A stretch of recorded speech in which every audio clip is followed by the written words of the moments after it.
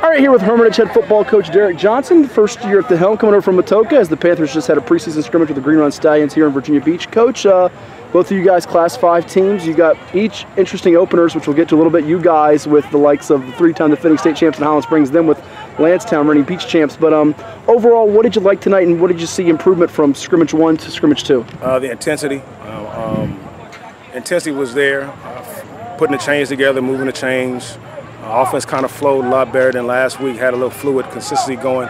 Defense has always played knockout. We had guys in better position this week. We had a lot of guys out of position last week, so we spent our week on getting that together. So that was the biggest thing we saw. And, you know, because it's like the showcase for the big game, we went with a lot of starters and see what it looked like for next week. Early on, I believe it was Shamar Miles had an interception for you. We saw him also make some catches at wide receiver for you. He looks like he's going to be a two-way playmaker for you guys this season. Oh, yeah, we got 3. Shamar, Dominic Kilby going, and also Nigel James. We're expecting those 3 guys to help us out offensively and defensively.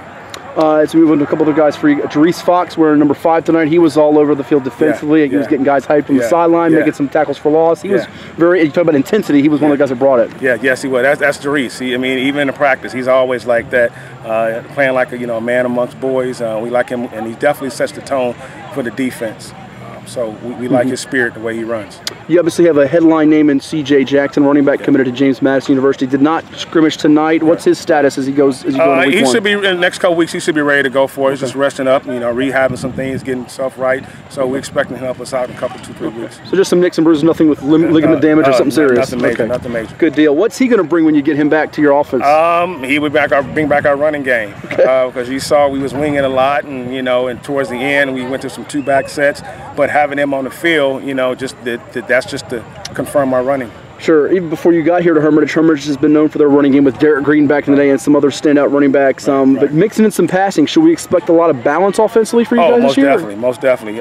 We try to go 60-40 run to pass situation. It is a pass, but I count my screens as a run. So we should get a lot of that, but that's what we try to do, 60-40 run to pass ratio. A few more for you. What unit, it could be offense, defense, or even special teams, though we don't see much of the special teams guys in the scrimmages. What unit has surprised you through 2 scrimmages so far? What unit had the linebacker core? Okay. The linebacking core has, and that's, like I said, Derrick Fox, Emmanuel Torres, we have stepping in, Reggie Blizzard. That inside linebacker core has reps really stepped up and kind of surprised us, filling the gaps and coming up on the ISO plays and all the inside runs. And so those guys really showed us something this second scrimmage. Which is interesting because Hermitage loses a big-time linebacker, Mateo Jackson at JMU, so that's a good sign for you guys. Coming over from Matoka to Hermitage, they've got a culture of winning here. What are some of the things you want to instill in these guys as you step into year 1, and identity-wise, what do you want people to see out of Hermitage football this year? Well, we just say keep building. And it's keep building the synergy, keep building the trust, keep building the family atmosphere, just keep building on what was laid before. So that's the thing we say, just keep building on everything else. It's the bond, it's the family, it's the trust, it's the synergy. Just keep building on that thing.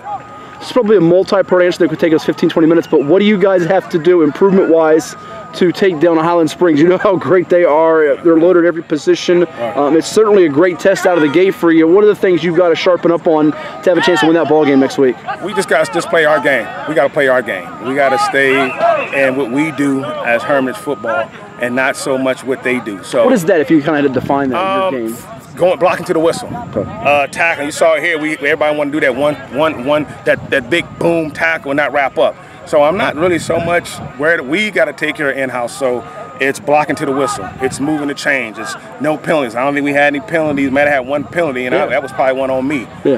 So we had no penalties. That's the thing we're trying to build. Working on us, sustain the drive, quarterback step in the pocket, maintain a block to the whistle. That's the type of things we're trying to maintain. So it's pretty much be the fundamentally sound football team. Let chips fall where they may. Yes, sir. That's it. Well, best of luck next week and beyond. Thank you so much. Thank you for watching.